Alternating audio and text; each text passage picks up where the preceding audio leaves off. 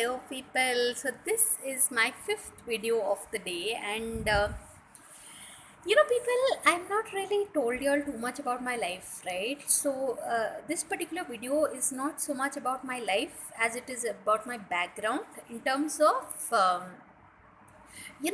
had seen my mom being the most she was the strongest woman I knew. She passed away from cancer 4 years ago, but my mom had this entrepreneurial spirit, like, so sometimes I was discussing it with my sister that if my mom was alive, she would have, YouTube, she would have been like, she would have learned what this YouTube was all about, and she would have been trying to upload videos herself. So the point I'm trying to make is, when I started out, I started with this. It's called Half Sindhi Little Mallu. That was like the title that I would give my videos.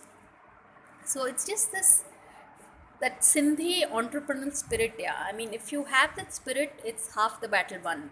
And they say, right, well begun is half done. So yeah, I mean, just take that one step. You needn't see the entire staircase. Just one step will do.